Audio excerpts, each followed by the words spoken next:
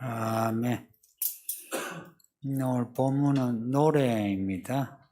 이사야가 노래한 겁니다. 1절에 내가 내 사랑하는 자를 위하여 노래하겠다. 사랑하는 자는 하나님이십니다. 선지자가 사랑하는 하나님이 말씀한 거 그걸 이제 기록하지만 또 한편 이사야가 하나님과 이스라엘의 이야기를 두고 지금 노래를 기록한 겁니다. 사랑하는 이 말은 주로 신랑을 말해요. 신랑 쪽을. 하나님이 구약에서 자주 신랑이시죠. 여기 나오는 사랑하는 요 단어하고요. 우리가 남자가 여자를 알다 할 때에 그 안다는 단어 야다라고 하는데 요 본문에 나오는 사랑하는 이 말은 디드하고 발음이 비슷해요. 발음이 비슷하다는 것은 어원이 같다는 거예요. 성경에서의 사랑하는 그리고 아는 이것은 뭔가 통하는 겁니다. 그냥 공부해가지고 머리로 아는 또 그 단어는 또 따로 있어요. 근데 그 단어에서 오늘 본문에 사랑하는 이 말은 관계가 기초로 되어 있고 아는 사이입니다. 그 선지자가 하나님을 아는 거예요. 그 사랑하는 자를 위해서 노래하는데 이 사랑하는 자의 포도원은 신부에 해당이 돼요. 사랑하는 자는 신랑, 포도원은 신부. 사랑하는 자는 하나님. 혹은 이 포도원이 가나안 땅, 젖과 꿀이 흐르는 땅을 또 연상시키기도 하죠.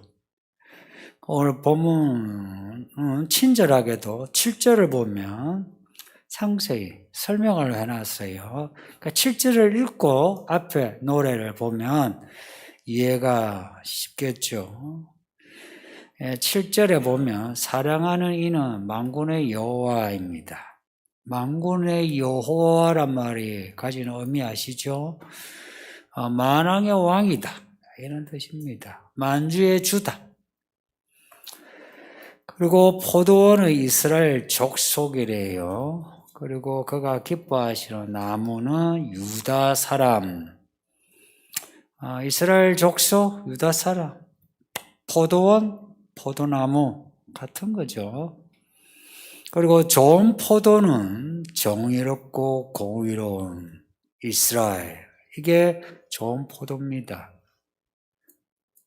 들포도라 나오는데 이 들포도는 들포도할 때 이 들은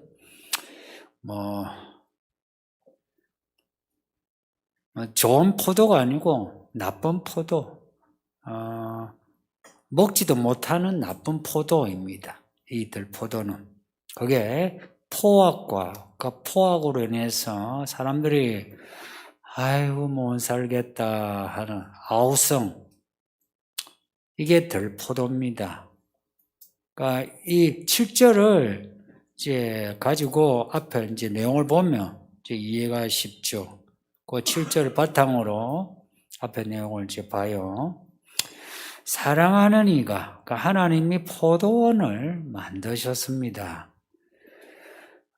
땅을 파서 돌을 제하여 땅을 좋게 만든 거예요. 그래서 1절 끝에 심이 기름진 산으로, 기름진 땅으로 만들었어요. 그리고 거기에다가 극상품 포도나무를 심었어요.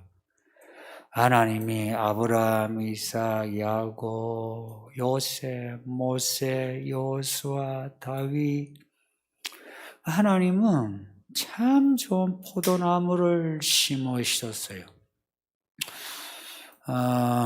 하나님이 직접 땅을 파고 돌을 지하여 심으셨다. 그리고 사람도 하나님이 친히 택하여 빚으시고 인도하셔서 땅을 기업으로 주시고 이제 좋은 열매를 기다리신 거예요. 그리고 하나님은 이 포도나무가 잘 자라도록 여건을 다 만드셨다. 물도 주고 또 망대를 세워가지고 포도원을 어느 여우가 들어오는가 들짐승들도 지켜주고 그리고 술터를 이제 만들어서 좋은 열매 맺히면 이제 포도주, 좋은 포도주 만들어야지 하고 준비하신 거예요. 그러니까 이스라엘이 좋은 열매 맺을 수 있도록 다 조치를 하셨는데 그러면 이스라엘은 좋은 열매를 맺어야죠. 그 좋은 열매는 이제 정의와 공의입니다. 그런데 이스라엘이 정의와 공의는 없고 포악과 포악으로 인한 사람들의 못 살겠다. 세상이 이래 힘들어져 어찌 사나 하나 아우성이 넘치게 되었다. 이런 이스라엘을 어떻게 하면 좋은가를 반문하세요. 야, 너희 같으면 하나님이 이렇게 하셨는데 이스라엘이 이런 모습이다. 너희가 이 문제를 한번 사리 판단을 해봐라. 하나님이 어떻게 하면 좋겠나 하는 겁니다. 여기에 대해 하나님이 이제 판단하시고 작정하신 일이 5절에 포도원의 울타리를 걷고 담을 헐어 포도원이 짓밟히고 먹히게 할 거다는 겁니다. 그렇게 해서 이 포도원이 더 이상 포도원이 안 되고 찔레와 가시가 나는 비도 내리지 않는 황폐한 땅으로 만들 거다. 하나님이 이스라엘 정의와 공의를 열매 맺지 못한 이스라엘에 대해 하시는 말씀입니다. 나중에 이스라엘이 어떻게 되었는지 아시죠? 일찍 북이스라엘은 망했고요. 이제 남유다, 요 남쪽의 이스라엘은 또 망해요. 바벨론에게 망해요. 포로로 다 끌려가요. 말하자면 이 사회에서 쓸모없는 사람은 남아있고 그냥 놔두고 간 거예요. 쓸모있는 사람은 전부 데리고 와서 포로 생활하게 한 거예요. 그래서 이제 70년 지나왔는데 돌아오지 못한 사람이 더 많아요. 돌아오지 못한 사람들은 계속 열방에서 이방인 중에 살아가는 거예요. 그리고 포로로 귀환했다가 온 사람들도 계속 식민지 생활이라 이 제국들이 바뀌면서 제국들에 의해서 짓밟힌 거라. 잠시 독립한 적은 있어요. 아카비 혁명이라고 잠시 독립을 했다가 또 길게 또 먹혀 짓밟혀. AD 70년에 로마에 의해서 예루살렘이 초토화된 거는 유명한 사건이거든요. 게다가 20세기 들어와가지고 2000년 가까이 됐는데 이스라엘 유대인들만 수용소 갇혀서는 집단 학살당한 거예요. 이게 홀로코스트입니다. 이스라엘이 그런 일을 겪었어요. 이게 세계 어떤 역학에 의해서 우연히 이렇게 이런 일을 겪었느냐? 아니다는 거예요. 그런 비참한 일을 겪으면서도 마치 거루턱이 남아있듯이 남은 것도 신기해. 그러니까 그 민족이 그런 일을 일관되게 그 비참한 일을 겪은 것도 신기해. 그리고 거기에 안 죽고 살아 지금도 저래 있는 것도 신기해.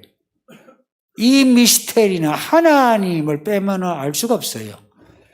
하나님이 그렇게 하신 겁니다. 하나님이 오늘 이 본문에서, 그리고 이 본문만 아니라 선지서들마다 앞에 역사서에서도 다윗과 솔로몬, 히스기야 이들 왕에게 가르쳐준 예언대로 하신 거라. 이렇게 말씀하시고 말씀을 행하시는 하나님이 그때만 그렇게 했습니까? 지금도 그렇죠. 지금도 말씀하시면 말씀을 이루죠. 그러면 지금 우리는 하나님이 우리를 어떻게 보실 것 같습니까? 우리가 하나님의 종이라 합시다. 이사야처럼. 우리가 지금 노래를 부른다면 무슨 노래를 부르면 좋겠습니까? 이사야와 같은 이런 참 무시무시한 노래를 불러야 되겠습니까? 아니면 우리를 기뻐하시는 하나님에 대해 우리가 이렇게 좋은 열매 맺은 것은 하나님의 은혜입니다. 우리를 잘 이끄시고 우리 또한 신실하게 열매 맺었으니 하나님께 영광을 올립니다. 이런 본문과 다른 노래를 해야 될까? 그것은 우리의 상황을 보면은 무슨 노래 해야 되는지 분명하죠, 그죠? 이스라엘 상황과 지금 한국 교회 상황, 한국 사회를 말하는 게 아니에요. 이 한국 사회는 신정 사회 아니에요. 미국도 신정 사회 아니에요. 교회를 봐야 합니다. 교회 안에 문제를 봐야지. 우리 한국 사회가 썩었다. 한국 사회가 썩어도 교회만 안 썩으면 돼요. 그러면은 욕 안 먹어요. 근데 한국 사회가 아무렇게 그때도 교회가 썩었다면 교회 때문에 한국 사회가 위험해요. 그러니까 교회입니다, 교회. 이 부분을 좀 분명히 해야 돼요. 하나님이 이 한국 사회, 정치, 경제, 사회, 문화적인 그런 죄 가지고 지적하시기 전에 교회를 먼저 지적하십니다. 그 다음에 한국 사회 문제를 지적하지 그 순서는 안 바뀌어요. 하나님이 한국 교회를 어떻게 하셨나? 한국 교회사를 한번 여러분이 알아보세요. 정말 이 세계 교회사 중에 한국 교회는 정말 특별한 은혜 받았어요. 교회 역사가 얼마 안 되거든요. 한 100 몇십 년 돼요. 이 땅에 복음이 들어온 그 사건이 이 사건인지 저 사건인지 좀 이렇게 논쟁이 돼요. 그냥 대충 한 100 몇십 년 돼요.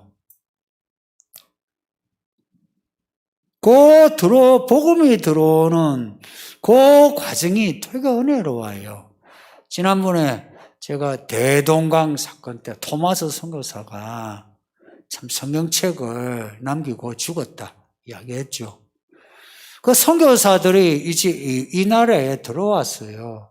선교사들이 들어와가지고 사회적으로도 좋은 일을 많이 했지만 복음 전파하는데 정말 목숨을 걸었어요. 특별한 이제 사건이 있는데 1907년에 평양 대부흥 사건이에요. 그 전부터도 부흥의 분위기가 익어갔어요. 어떻게? 선교사들이 회개하고 겸손하게 복음을 전하고 그리고 이 한국 교회 성도 중에 신실한 목회자가 나오기 시작한 거예요. 그리고 이 한국 성도들이 회개를 할 줄 아는 거라. 회개를. 아니 선교사가 회개하고 성도들이 회개하는 거라. 회개가 부흥의 시발점이요. 회개가 그 사람의 믿음의 상태를 말하는 거 잊지 마세요. 지금 여러분의 모습, 여러분의 교회 예배를 열심히 한다, 이게 아니고 회개를 하느냐 안 하느냐가 여러분의 모습입니다. 이 1907년도에 이 울음바다가 된 거라. 예배당마다 저기 전라도 남쪽에까지 울음바다가 된 거라. 그렇게 해서 복음이 전파되었어요. 그리고 다른 나라에 들어간 선교사와 달리 우리나라에 들어온 선교사들은 복음주의, 이 말씀을 전하자, 말씀 위주의 선교사들이 들어왔어요. 일본에 들어간 선교사는 말씀은 자유주의고, 사회정의가 중요하다, 사회복지가 중요하다, 그런 선교사들이 대거 들어갔는데 일본이 지금도 저래요. 우리나라에 들어온 선교사들은 일본 선교사하고 신학이 달라요. 믿음이 달라요. 그 하나님이 우리나라 땅을 파고 돌을 제한 것처럼 사실은 옥토로 만드시고 말씀을 심으신 거라. 그리고 70년, 80년대에 우리 목회자 그 선배들이 하는 말이 있어요. 우리 노회에서도 지금 60, 70 이제 은퇴하시는 분들이 하시는 말씀이 80년대 내가 개척할 때는 그냥 막 교회 간판만 걸어놓으면 사람들이 들어왔대요. 예배당을 지어놓으면 항상 예배당이 넘치고, 그래서 예배당 다시 재건축하는 경우가 많았죠. 그런데 지금은 그렇지 않다. 참 지금 목회자들이 참 힘들겠다. 그 후배들 걱정을 하시더라고요. 그러니까 70년, 80년대에 엄청난 부흥이 되었어요. 그 부흥은 가는 곳마다 성경 사경회, 성경, 그리고 기도. 이 성경과 기도 위주의 부흥회가 이 한국교회 곳곳에 일어났잖아요. 아마 여기 어르신들 기억날 거예요. 7, 80년대에 부흥회 엄청 많았고, 산속마다 기도원이 있었죠. 그죠?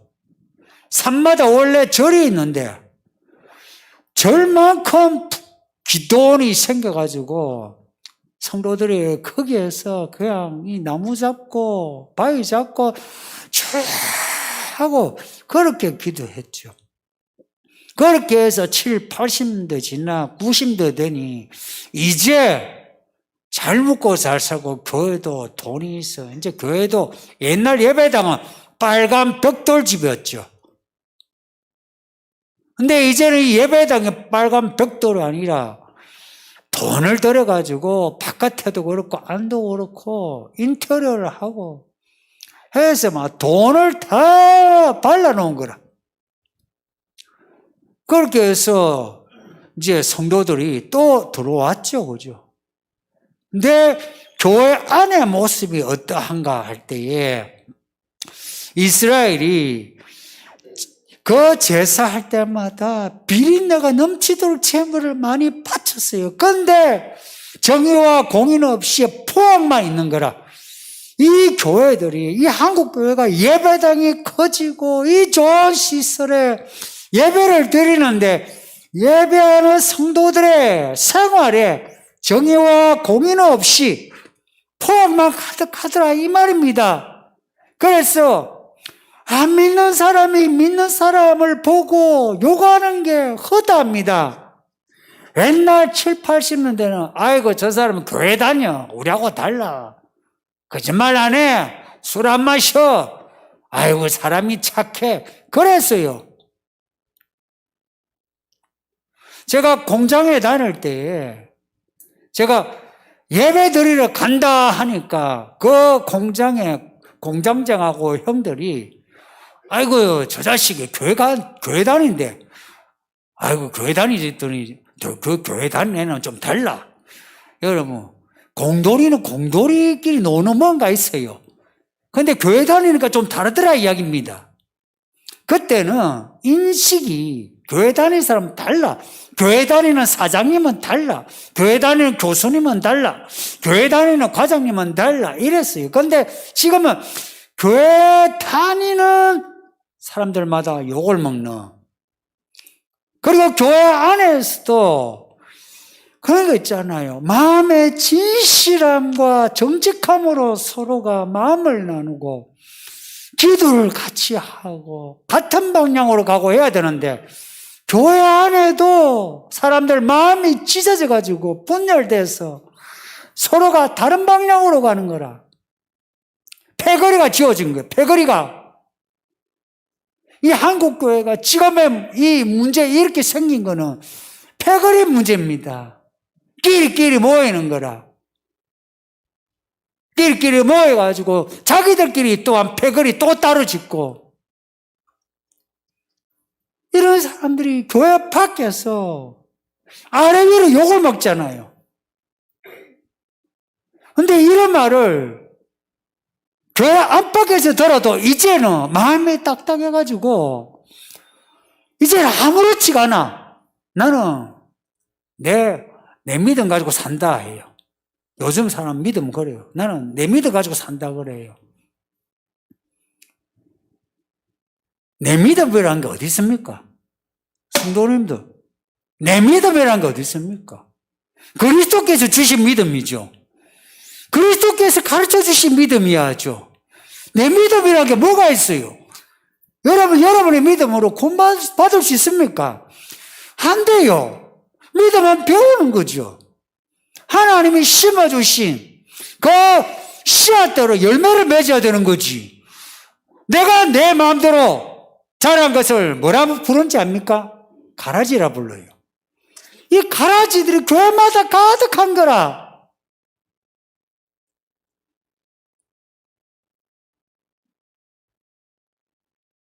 하나님이 원하신 열매는 정의와 공인데요. 우리 선지서를 설교 들으면서 정의와 공의 많이 들으셨죠? 감이 잡히시는지. 하나님이 원하는 게 정의와 공의래요. 그리고 그 정의와 공의로 심판하고 싸운대요. 우리의 무기는 정의와 공의거든요. 그러니까 이기는 자는 정의와 공의로운 사람이에요. 이 정의와 공의는 조금 같은 말인데 정의와 공의의 같은 결을 가졌어요. 뭐냐? 옳음이에요. 옳음. 올바르다. 근데 하나님은 의의 하나님이신 하나님만이 의로우세요. 하나님만이 옳아요. 성도님들, 우리의 믿음으로는 구원 못 받아요. 우리가요 믿는데 하나님의 의로 힘입을 하나님의 의를 입는 믿음이어야 구원받아요. 왜냐? 하나님만 옳아요. 이 정의와 공의의 같은 이 결을 가졌는데 약간은 달라요. 정의 혹은 의. 사실 단어를 보면 약간 호환이 돼요. 같은 히브리 단어인데 어떤 곳은 공의, 정의라 해요. 또 어떤 곳은 의, 정의 이렇게 해요. 근데 좀 구별을 하면 이래요. 정의라 말은 좀 더 본질적이에요. 의, 정의 이 말은 본질적이에요. 째다카란 말인데요. 이 말은 좀 본질적이에요. 질적인 내용이라. 하나님이 의의 하나님이시다. 하나님만 의로우시다. 하나님의 본질과 관련이 돼요. 근데 공의라 하고 혹은 정의라 할 때 이 정의가 자꾸 의, 공의 사이에서 단어가 왔다 갔다 해요.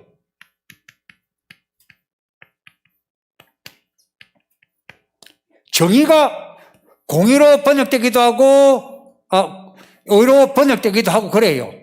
근데 굳이 나누면은 이렇게 나누는 게 좋아요.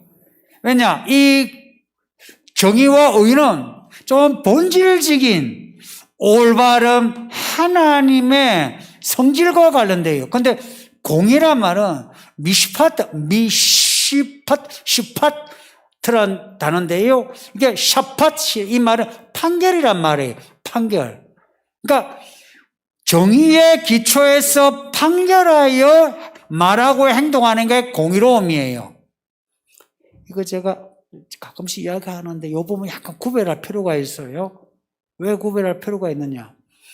하나님의 의를 입어서 의롭게 산다 할 때 의를 입어서 의롭게 산다. 이게 공의예요.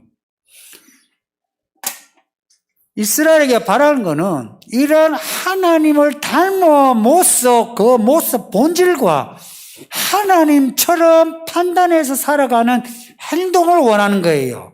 그래서 이 공의할 때는 이것은 판결, 판단과 관련이 돼요. 우리가 말을 할 때 판단을 하잖아요. 그리고 행동할 때 뭔가 나름 결론을 내리죠. 그런 부분이 공의예요. 그래서 공의는 행동적인, 공의로운 사회 하죠. 공의로운 사회 할 때는 너와 나의 관계에서 올바른 관계, 올바른 일들을 같이 해나가자. 이런 의미에서 공의 이야기해요. 이 정의에 대해서 하면 하나님 한 분밖에 정의로운 분이 없다. 의로운 분이 없다. 이 부분을 확실히 해야 돼요. 정의가 하나님에게만 있으니까 이 포도원은 하나님만 바라봐야 돼요. 하나님만 바라봐야 포도원의 포도나무가 좋은 열매를 맺어요. 근데 하나님이 심어주셨고 하나님의 내용을 받았으면 하나님만 바라봐야 되는데 이 포도나무가 하나님만 바라보지 아니하고 아수르 바라보고 바벨론 바라보고 에돔과 암몬 모압 바라보고 여기 바라보고 저기 바라보고 혹은 자기들의 욕구와 욕망을 바라보고 그랬다 이야기입니다. 하나님은 이 이스라엘이 그럴까봐 이스라엘에게 얼마나 많은 선지자를 보냈고 함께 이스라엘에게 필요한 말씀을 다 가르쳐 주셨어요. 말씀을 가르쳐 주셨어요. 율법을 주셨죠. 언약을 맺으셨죠. 선지자들을 통해서 말씀을 계속 공급하셨죠. 하나님은 한 번도 쉬지 않고 밭을 갈듯이 갈고 물을 주고 그러셨어요. 그러니 하나님은 이 포도원에서 좋은 열매를 원하는 게 너무 당연한 거예요. 저는 하나님의 이 논쟁이 저는 정말 이해가 돼요. 그리고 미시팟 이 공의에 대해서 아까 공의나 판결의 부분이 있다라는 거 있지만요. 이거는 언어상 그래요. 말을 하든지 행동하든지 판단을 하잖아요. 이 판단하는데 하나님에게서 배워야만 해요. 앞에 1장 7절 보세요. 1장 17절인가? 1장 17절. 1장 17절 보면요. 선행을 배우며 정의를 구하며 나오죠. 여기에 정의를 구하며 요 정의가 요 공의예요. 미시파트예요. 째다카가 아니고 그 히브리어를 보면 미시파트예요. 공의를 구하며 선행을 배우고 구하며 이거는 이런 거예요. 성경을 읽을 때 이렇게 선행을 배우고 공의를 구하며 할 때는 이걸 묶어가지고 선행과 공의를 배우고 구하며 이렇게 해석하는 게 더 정확해요. 이게 성경 히브리적 사고에서의 나열법에서 나열하는 그 의미가 무슨 의미인가를 아는 거예요. 예를 들어서 선악과를 먹으면 정령 죽으리라 할 때에 정령이라는 그런 부사가 없어요. 죽으리라는 거예요. 그러니까 이런 히브리 문화적인 특성이 있어요. 그러니까 공의를 배워야 하는 겁니다. 어떻게 배우느냐? 말씀을 주신 거예요. 그래서 신명기 6장의 말씀이 있죠. 신명기 6장에서 이스라엘아 말씀을 들으라 그러죠. 이 말씀을 마음에 새겨라 그래요. 그리고 이 말씀을 너의 자녀들에게 수시로 가르쳐라 그럽니다. 왜냐? 이 공의로운, 정의롭고 공의로운 열매를 맺으려면 우리가 이 하나님으로부터 정의로움과 공의로움을 계속 배워야 돼요. 믿음으로 사는 거는요, 배우지 않으면 믿음으로 살 수가 없어요. 여러분이 회사 생활해도 은행원 혹은 금융업계에 있는 분, 아니면은 프리랜서로 뛰는 분들도 여러분들 가만히 있으면 먹고 살 수 있나요? 전부 공부를 하지. 여기 IT 업계에 있는 이 성도도 공부를 해요. 번역하는 이 친구도 늘 공부를 해요. 토익이 만점이지만 계속 공부를 해야 돼요. 믿으면 어때요? 똑같지 않나요? 하나님이 우리만큼 요만합니까? 그래서 배울 게 없습니까? 하나님이 우리가 바라볼 수 없을 만큼 크면은 그 하나님이 우리에게 말씀하시는 걸 배워야만 우리가 이 정의와 공의를 살아갈 수 있는 거죠.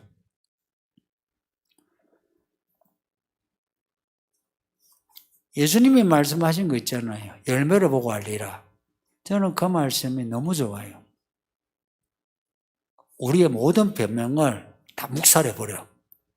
우리는 변명을 잘해요. 특히 저같이 약간 이렇게 어렵게 자라고 환경에 대해서 약간 변명할 수 있는 여지가 있는 사람이 있죠. 여러분도 좀 그런 부분이 있죠. 그러면은 막 이래서 나는 안 되고 저래서 나는 안 되고 변명의 여지를 가지고 자꾸 자기를 변명해요. 방어기지가 생겨. 근데 이 성경을 보면 방어기지에 생길 그게 없어요. 이 하나님의 판단 앞에 우리는 그대로 설 수밖에 없어. 이 열매가 무슨 열매냐? 정의와 공의로운 열매라. 이걸요, 나에게 적용시켜야 돼요. 바로 나에게. 하나님이 나에게 하신 일, 지금까지 나를 교회에 불러들이시고, 교회 안에 생활하게 하시고, 우리 아이가 이 세상을 살아가게 하는데, 부족하게 하신 일이 있습니까? 단편적으로 여러분이 어려웠고 기근을 만나듯이 목이 말랐었지만 돌아보면 부족한 게 있었습니까? 저는 돌아보면 제가 생각나지 않은 그 유아 시절부터 지금까지 하나도 부족한 게 없어요. 너무나도 완벽하시. 여러분의 삶에 하나님이 얼마나 완벽하셨는지를 제가 강조하고 싶어요. 이렇게 완벽하시고 지금도 완벽하게 우리를 이끌어 오시는 그 이끄실 손길을 여러분이 다 보고 있잖아요. 보고 있으면 그 하나님이 뭘 원하는지를 아시잖아요. 뭘 원하는지 알면서 우리는 스스로가 몬떼져가지고 마음이 포악해져가지고 원하는 거 알면서도 원하는 열매를 맺지 못하는 거라. 몰라서 그러면은 불쌍하긴 하죠. 그게 아니고 알면서 스스로가 던지고 나 하고 싶은 대로 하는 거라.